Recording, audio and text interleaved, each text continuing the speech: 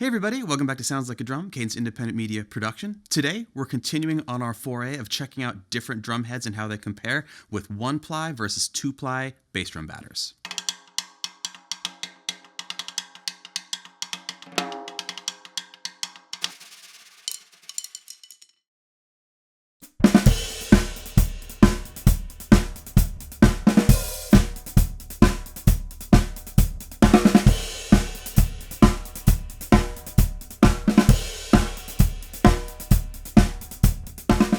Right out of the gate, let's get it out of the way. No two single-ply or two double-ply heads are the same. The market is saturated. There's a lot of options, and we are going to go with some options that we use here in the studio just because we know how they work. We can talk about them well. You will have different experiences depending on your preferences, but we want to get down to the base level functionality of what we're dealing with when we choose 1-ply versus 2.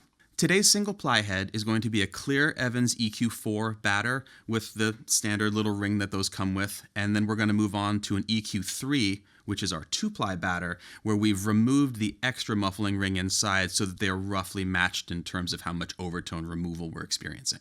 If you're new to EQ3 heads, they have a built-in ring that's narrower and then a secondary one that's wider if you want to put that one in so that you can get more of the overtones out and focus the tone. And again, we've removed that one to get these two a little more closely matched.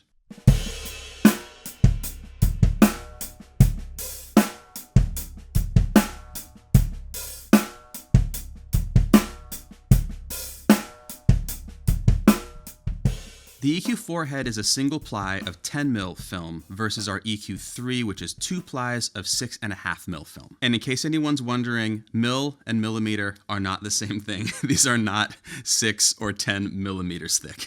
In terms of the overall mass of the surface that we're striking, we're going from 10 mil to 2 6.5s or 13, so it's a 30% increase in the mass of the head.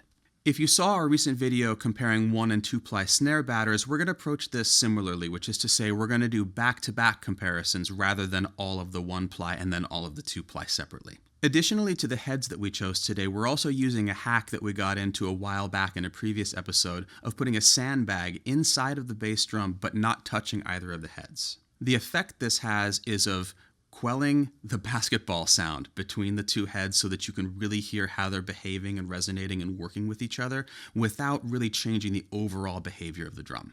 We don't consider this to be muffling because we're not touching either of the heads or interacting with them in any way. They're still able to resonate freely. This is more just to adjust the tone inside of the drum so that we can focus on the sound of the drum heads. We're going to start off with a very low tuning, essentially just above a wrinkle. It's low enough that it's not really producing a note, but it's tight enough that we can get a good feel out of it, good punch. Here we go.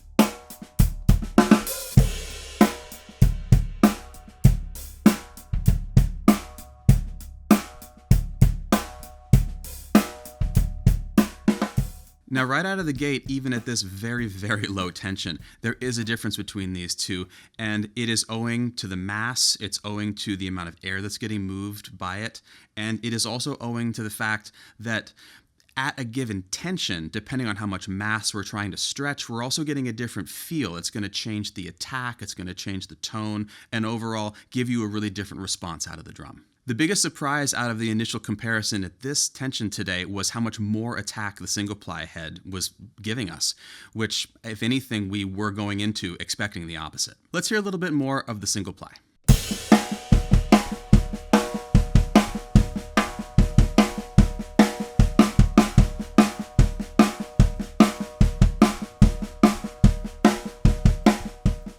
Diving into the double ply head at this same tension, it does give a little bit stiffer and firmer of a feel owing to the mass, and also it's giving us a lot more punch underneath the attack. It still has a good amount of attack, and where I'm sitting it feels quite balanced, but underneath that attack is a little bit more oomph because of the overall construction of the head. One thing we know about thicker double ply heads, things of that nature, is that the added mass slows down the overall vibration and behavior of the head, which results in promoting low end and giving you more just sort of girthy beef out of whatever drum you're putting that head on. Now let's hear a little bit more out of the double ply.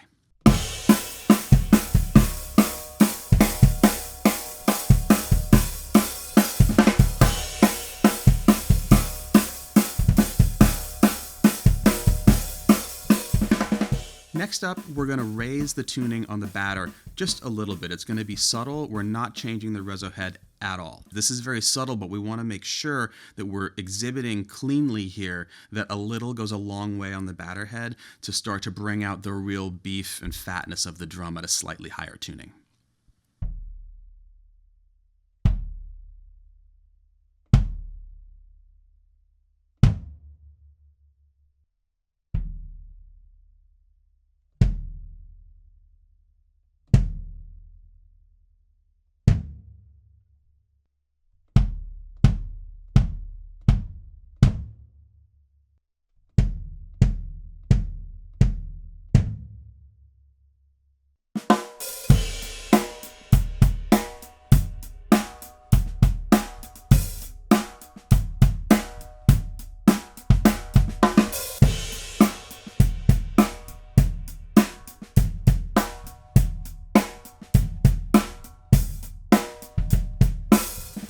As we start to raise the tension on the batter head, we are getting more tone at a given dynamic, and we're also starting to get more out of the drum, especially at the lower dynamics.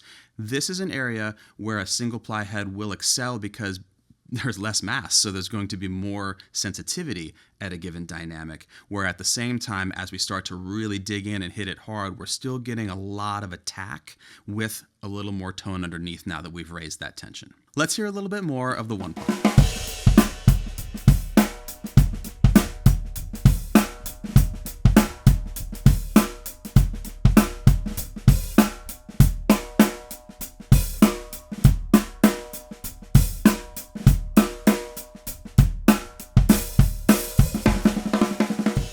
As we do the same adjustments to the two ply, we're getting even more of that low end, girth, beef, tone, whatever word we want to use to describe it, just a bigger sound. We're starting to see a little bit more of a difference between the two heads, with the one ply having a more pronounced attack and the two ply having a lot more tone to it. Additionally, in the room, the two ply head is starting to be much louder at a given intensity of strike than the one ply. Let's hear a little bit more of the two ply.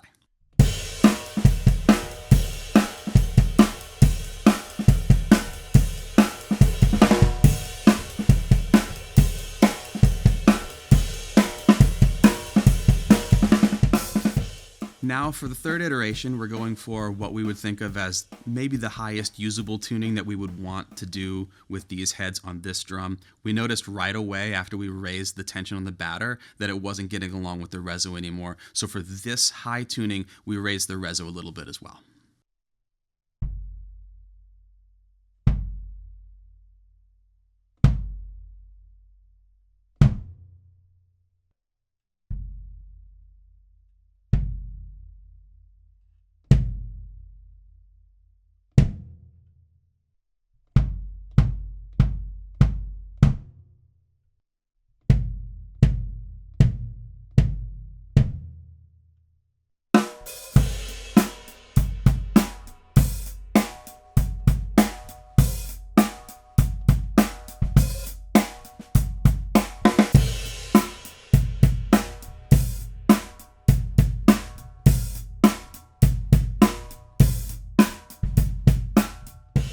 At this point in the tuning range, things are starting to converge and we're starting to get a pretty similar sound out of both of the drum heads.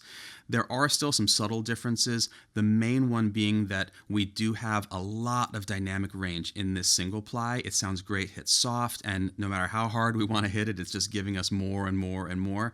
And overall, a little bit more in the overtones as well. Let's hear a little more of the one ply.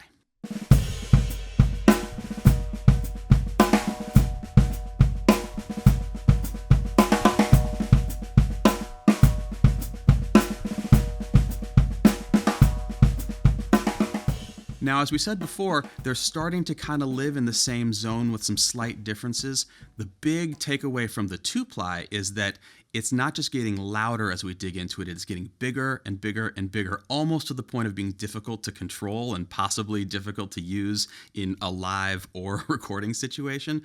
But on the flip side, that just means that if you want to, you can start to experiment with muffling and try different things out to bring it back into manageable country. Let's hear a little bit of this high-tuned two-ply.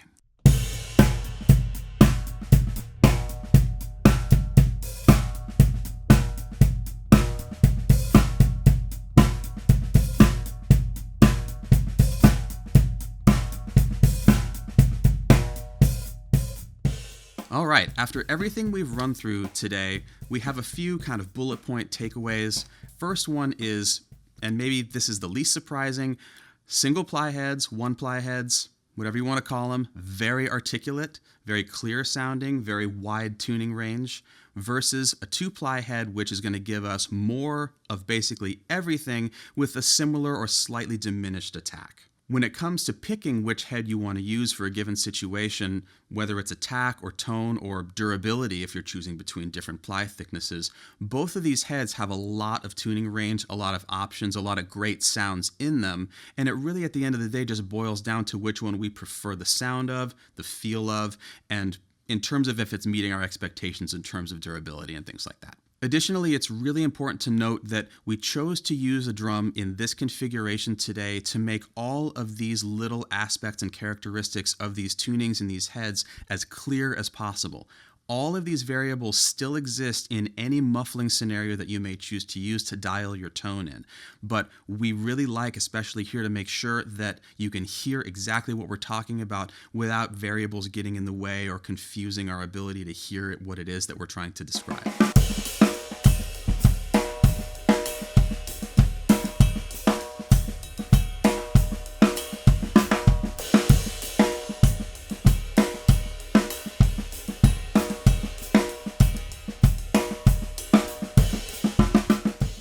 That about wraps it up today. Thank you so much for coming with us on this bass drum head, one ply, two ply journey. Please, if you haven't, like, comment, and subscribe and hit the notification bell to hear about new videos. And please head over to the Patreon if you haven't already. The link is below. Lots of fun stuff going on over there. Super excited about new series, anecdotes, behind the scenes, all of that wonderful stuff. And finally, if you have preferences between one ply or two ply bass drum batters, or if you've moved away from one to the other after you discovered that you were missing something that you wanted, we would love to hear your stories about that. We had some surprises in this today, and we'd love to know about yours.